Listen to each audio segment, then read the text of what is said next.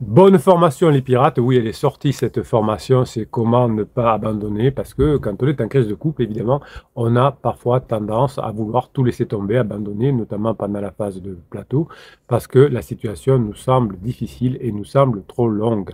Lorsque la crise de couple devient insupportable, une question obsédante finit par émerger. À quoi bon continuer? Nous sommes tous programmés évidemment pour fuir la douleur physique ou émotionnelle et face à l'inconfort et à l'épuisement mental, beaucoup se retrouvent à envisager sérieusement la séparation. Pourtant, cette impulsion de lâcher prise n'est pas liée à la rationalité, mais au conditionnement de survie. Je vous en parle souvent dans mes vidéos et je vais vous en parler dans cette formation. Pourquoi persévérer quand chaque jour semble un champ de bataille, quand chaque échange avec l'autre devient une lutte silencieuse pour justement la survie émotionnelle. Évidemment, la plupart des approches traditionnelles face aux crises de couple ne font que renforcer cette impression d'inutilité. Si au départ vous avez utilisé ces approches traditionnelles, ça peut vous épuiser. On nous dit parfois qu'il faut chercher des compromis, mieux écouter l'autre. Mais ces techniques échouent souvent parce qu'elles ignorent une réalité cruciale. En période de crise, les personnes ne cherchent pas des solutions faciles ou agréables, elles cherchent à comprendre pourquoi elles se sentent piégées dans un cycle d'épuisement et d'échec. Le problème avec ces méthodes que vous avez pu essayer par ailleurs est qu'elles sont fondées sur l'idée que tout se règle par juste des ajustements de comportement sans jamais explorer la profondeur du malaise et explorer la profondeur du malaise, y compris pourquoi vous en êtes là aujourd'hui et pourquoi vous voulez abandonner. Eh bien, si vous ne transformez pas évidemment cette réflexion en solution, vous n'allez pas y arriver. Une approche inattendue et radicalement différente que vous allez apprendre dans cette formation consiste à utiliser cette douleur comme un moteur pour renforcer l'attachement au sein du couple. Les études récentes en neurosciences nous montrent que les périodes de souffrance, si elles sont traversées ensemble, renforcent les connexions émotionnelles à long terme. C'est pour ça que vous allez être mieux avec votre conjoint après la crise qu'avant, mais aussi vous avez besoin de traverser la crise avec d'autres pirates, et ça aussi, aider les autres pirates, être en émotion avec les autres pirates, et bien tout ça va vous aider. Si on prend l'exemple des sportifs de haut niveau qui s'imposent des entraînements extrêmes, leurs succès sont construits sur des heures de douleur et de dépassement de soi. Appliqué à votre relation, évidemment, cela signifie que votre couple qui traverse une crise sans fuir construit une résilience émotionnelle commune qui va rendre quasiment indestructible votre relation grâce à votre travail. Vous aurez créé après cette crise tellement de liens avec votre conjoint qu'évidemment vous ne regretterez pas de ne pas avoir abandonné. Si on tire un exemple de l'histoire, Nelson Mandela et sa femme Winnie ont traversé des épreuves incroyables durant la lutte contre l'apartheid. Séparés par la prison, soumis à des pressions parfois inhumaines, ils auraient pu abandonner eux aussi, pourtant ils ont tenu bon et leur relation est devenue un symbole de résilience et de combat.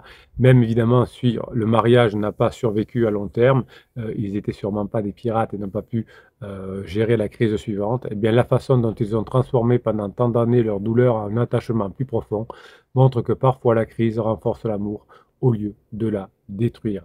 Finalement, vous allez pouvoir petit à petit, grâce à cette formation, vous rapprocher de votre conjoint. Lorsque nous sommes plongés dans cette crise de couple, c'est vrai qu'il est naturel de croire que cette période de difficulté ne se terminera jamais. Le cerveau humain a cette tendance à figer les émotions négatives, rendant impossible toute projection dans un avenir plus serein. Pourtant, ce sentiment de stagnation est trompeur. La peur que ce sera toujours comme ça est une illusion cognitive puissante qui amplifie la crise au lieu de permettre sa résolution. Face à cette peur, les conseils habituels qui suggèrent de travailler sur soi, d'adopter une attitude positive, ne marchent pas sur du long terme. Évidemment, la manipulation type silence radio ou lettre magique ou moi je te suis encore moins. Mais les approches juste positivistes sous-estiment le pouvoir de la temporalité. L'erreur majeure, finalement, c'est de croire que la solution doit être immédiate et rapide. Alors c'est vrai que quand on est en souffrance, on voudrait des solutions immédiates et rapides, et souvent on tombe malheureusement sur des coachs peu scrupuleux qui vous proposent des solutions immédiates et rapides type l'ultimatum. Et bien tout ça fait que vous allez vous éloigner encore plus. Ce que l'on oublie souvent, c'est que le simple fait de laisser du temps passer permet déjà à la situation de se dénouer, et pendant le temps que vous passez à vous former, que dans cette formation notamment, eh bien, vous allez trouver des solutions de long terme. Les solutions immédiates que vous avez essayées avec votre conjoint ont créé une pression, là où l'attente calme que vous allez préparé pendant cette formation va pouvoir apaiser le flot émotionnel. Évidemment, vous savez que les émotions sont comme des vagues. En neurosciences, les études récentes nous ont montré que la durée maximale d'une émotion intense dans le cerveau, c'est 90 secondes. Ce qui la prolonge, c'est la manière dont on la ressasse, dont on y pense et qu'on y repense. Si les couples en crise comprenaient cette temporalité émotionnelle, eh bien, au moins un des deux, finalement, ferait que la crise durerait moins longtemps. Évidemment, la crise par nature est éphémère, même si quand on est dedans, c'est beaucoup trop long. Vous savez, si je suis en train d'attendre 10 minutes au supermarché dans une file d'attente parce qu'il y a une mamie devant qui compte ses pièces de monnaie, eh bien, ça nous paraît trop long. Eh bien, finalement, ne rien faire pendant ces moments de tension intense ne sert à rien, évidemment. En revanche, au lieu de résister, on apprend tranquillement. Dans le monde des affaires, c'est comme dans le couple, la crise est un phénomène cyclique, bien connu. Si on prend la grande récession de 2008 par exemple, nombre de grandes entreprises, au lieu de réagir dans la panique, ont choisi de ne rien faire immédiatement, mais de former au contraire leurs salariés pendant que le marché se stabilisait avant de prendre les mesures radicales. Se laisser faire l'extérieur tout en travaillant l'intérieur, c'est une bonne stratégie qui a permis à certaines entreprises de prospérer par la suite. Et bien, c'est ce qui va vous arriver aussi. Vous laissez faire la crise de votre conjoint, vous vous formez pour passer en phase 4, pour comprendre comment fonctionne la phase 4, et vous entraînez votre conjoint dans la phase 4. Dans cette formation, vous apprenez à surtout ne pas abandonner, car la relation amoureuse fonctionne de la même manière que cet exemple de l'économie.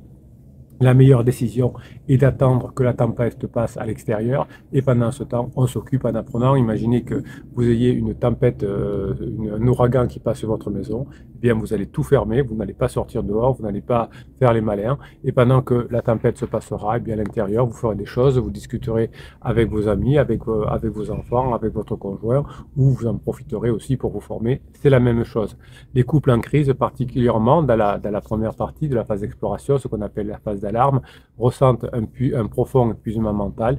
Eh bien, vous aussi, hein, vous allez pouvoir sortir de cet épuisement mental, puisqu'au début, vous allez être fatigué et vous allez vouloir abandonner. Le cerveau humain, finalement, pendant toute la phase d'alarme, a été submergé d'émotions contradictoires qui vous ont épuisé. Vous avez le désir de retrouver l'harmonie, mais de l'autre, vous avez la tentation de tout abandonner parce que vous avez l'impression que votre corps est à bout, alors qu'il est le corps est bien évidemment encore en ressource. C'est plutôt une ressource mentale que vous n'avez plus, mais que vous allez reconstituer grâce à cette formation. L'épuisement que vous ressentez est bien souvent plus qu'une simple lassitude. Il s'agit d'un effondrement neurologique. Évidemment, lorsque les circuits neuronaux de la récompense, ceux qui sont liés à l'attachement et au plaisir d'être ensemble, ne sont plus nourris, eh bien, la capacité de l'esprit n'est plus là pour accepter et percevoir les aspects positifs de la relation. L'idée même de sauver votre couple devient impensable, l'épuisement semble inéluctable et avec lui la désillusion. Heureusement, les pirates sont là quand vous êtes dans ce domaine-là pour vous aider à faire avec cette formation le pas supplémentaire vers la phase 4. Évidemment, les solutions traditionnelles qui ont misé sur la recherche d'équilibre ou la gestion des émotions sont intéressantes mais inefficaces. Les approches négligent souvent une réalité biologique fondamentale. Le cerveau épuisé ne peut plus réfléchir de manière rationnelle quand il est en mode survie. Il est prêt à abandonner. Au lieu de se concentrer sur des solutions superficielles, vous allez apprendre à redonner à votre cerveau des ressources nécessaires pour traiter cette crise qui est certes trop longue quand on la traverse, mais une fois qu'on l'a traversée, finalement, paraît bien courte. Hein. Une personne qui aura passé 60 ans, 70 ans avec son mari ou sa femme se souviendra de l'année ou des 2 ans de crise avec un peu de tendresse, mais ne se rappellera pas que ça a été si difficile. Donc il ne s'agit pas seulement de gérer vos émotions, mais de reprogrammer votre cerveau pour mieux fonctionner en phase 4 et de traverser la crise de façon plus résiliente. La difficulté des méthodes traditionnelles et simples comme la manipulation suppose que l'on peut agir sur des pensées conscientes de son conjoint en les maîtrisant et c'est pour ça que ça ne fonctionne pas et que vous êtes épuisé. Sachez que la neuroplasticité est un levier efficace pour relancer l'attachement de votre conjoint. Cette neuroplasticité est un concept fascinant où le cerveau a la capacité de se reconfigurer et offre des voies de sortie de la crise de façon inattendue. En période de crise, Les formations vous permettent de programmer de nouveaux circuits neuronaux de manière à favoriser la résilience au lieu de l'épuisement. Grâce à cette formation, vous n'aurez plus envie d'abandonner. Évidemment, je peux vous rappeler cette étude de Richard Davidson, qui est un neuroscientifique, qui montre que les individus qui pratiquent régulièrement des exercices cognitifs comme la neurohypnose et comme les formations vont au fil du temps reprogrammer leur réponse émotionnelle aux situations de stress. Pour votre couple en crise, finalement, cela signifie que vous allez pouvoir modifier à votre niveau neuronal la manière dont vous allez réagir au moment de tension. En renforçant les connexions neuronales positives, vous allez apprendre dans cette formation à restaurer l'attachement émotionnel de votre conjoint, même après des périodes de découragement intense. Vous pourrez récupérer votre conjoint. Si on se rappelle de l'histoire de Viktor Frankl, ce psychiatre et survivant de l'Holocauste, c'est un parfait exemple de la manière dont le cerveau peut être reprogrammé pour résister à des situations extrêmes. Évidemment, il y a beaucoup de personnes qui ont abandonné dans les camps de concentration et on peut comprendre pourquoi. Viktor Frankl, lui, n'a jamais abandonné. Dans son livre Man's Search for Meaning, Frankl explique comment il a utilisé des techniques mentales pour reconfigurer sa perception de la douleur et du désespoir en cas de concentration. Vous allez faire certains de ces exercices dans la formation. Il a transformé son esprit en un espace de résistance, ce que vous allez apprendre à faire aussi, là où tout autour de lui s'est fondé. Appliqué à votre couple, évidemment, cela signifie que même dans la crise qui vous paraît profonde aujourd'hui, il est possible de restructurer son cerveau pour voir la relation sous un jour nouveau en transformant la douleur en une force de connexion. Chaque jour davantage, vous allez pouvoir vous évader, vous allez pouvoir lutter contre le phénomène insidieux qui apparaît souvent pendant la crise de couple, l'abandon émotionnel. Contrairement à la séparation physique, l'abandon émotionnel de votre conjoint, c'est une déconnexion subtile mais progressive qui peut vous faire souffrir. Donc, au lieu de vous engager activement tout de suite pour sauver la relation, vous allez cesser de vous investir émotionnellement négativement dans votre couple, vous allez arrêter les interdits, les disputes et vous allez vous plonger dans cette formation avec une avancée pas à pas chaque jour, presque imperceptible pour votre conjoint, mais qui va se rendre compte au bout d'un moment que vous avez vraiment changé. Ce retrait que vous allez faire des interdits va vous aider à ne pas abandonner, va vous aider à ne plus avoir envie d'abandonner et va vous sortir de la résignation intérieure. C'est foutu, on n'y arrivera plus.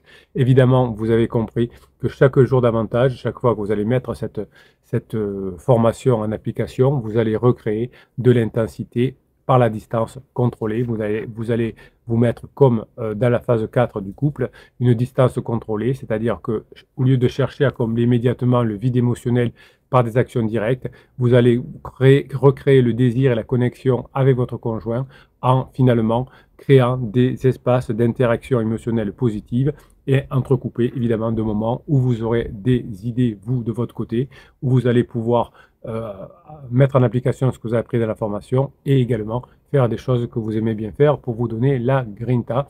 Les recherches en psychologie sociale nous montrent que l'anticipation et l'attente renforcent l'intensité émotionnelle. Donc le fait que vous changiez de comportement va permettre à votre conjoint de reprendre goût à l'incertitude agréable, c'est-à-dire que vous allez obtenir avec votre conjoint une nouvelle grande satisfaction parce que votre conjoint sera laissé par moments dans des attentes et puis vous aurez ensuite après l'attente une interaction positive. C'est le contraire du silence radio où vous n'avez que l'attente qui fait que votre conjoint va se lasser de vous. Donc vous allez arriver à passer outre le désir d'abandonner votre conjoint parce que vous vous sentiriez épuisé. Et bien là, avec tout ce que vous allez apprendre dans la formation, non seulement vous n'aurez pas envie d'abandonner, mais vous aurez envie de vous rapprocher chaque jour davantage, d'avoir cette incertitude agréable avec votre conjoint, avec des moments agréables des interactions agréables qui vont se succéder avec des moments d'attente et ça vous allez apprendre à maîtriser tout ça et c'est ces interactions positives qui vont vous permettre de vous donner la grinta pour ne pas abandonner.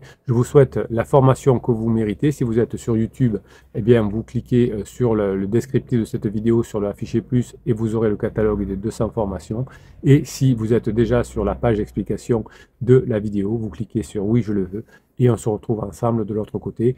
Non, vous n'allez pas abandonner. Oui, on va vous aider. Cette formation est faite pour vous. Je vous kiffe et je vous kiffe grave. Passez la formation que vous méritez.